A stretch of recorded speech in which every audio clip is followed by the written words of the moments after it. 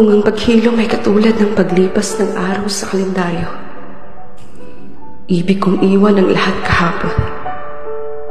Kung ang paghilom ay katulad ng nararamdaman kong gutom, na kayang tapalan ng paborito kong pagkain, ay aaraw-arawin ko yon.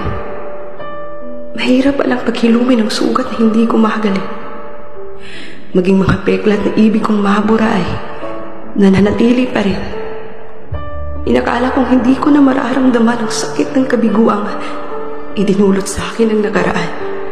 Subalit, nagiging regular na panauhin ko sila sa bawat araw. Hinahaplos ng mga luha ng laksang pagsisisi ang unan ko gabi-gabi. Naging tagapayapa ang buktong mga mata para lang maidli. Napakahirap palang gamutin ang sugat ng kaluluwa at damdamin. Dahil ang bawat gabi ay naging pag-uusig. Sa bawat pagyakap ng dilim ay siyang pagbabalik ng mga damdaming pinilit ko nang limutin, subalit naroon pa rin. Paano ba patatahanin ang mga pagtangis? Paano ba patatahimikin ang nakakabinging katahimikan? Hindi ko na rin alam kung saan ilulugar ang aking sarili mula ng puwang. Marahil nga hindi patas minsan ang tadhana. Pero baka nga marahil din ay palagi siyang tama. Binulag ako ng paniniwalang sa iba ko makikita ang aking halaga. Subalit, nang hinayaan ako ni Bathalang mag-isa, ay doon ko natutunan na ang araw-araw na pikati ay ang araw-araw ko rin palang paghilom. Hinubog ako ng hindi mabilang na pagsubok. Tinanggap ang katotohanan na hindi lahat ng dumarating ay nanatili at permanente.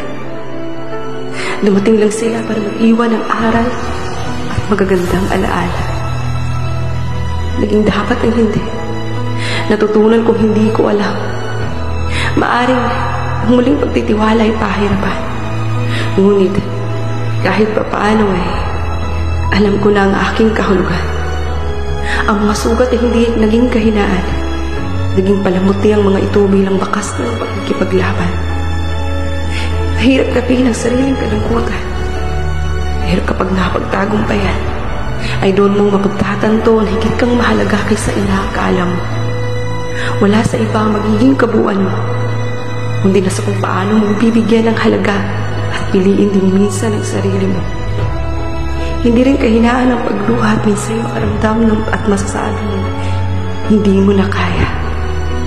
Kaparte na ito ng paghubog sa atin ng panahon. At hindi rin mali kapag naging araw-araw ang paghilom.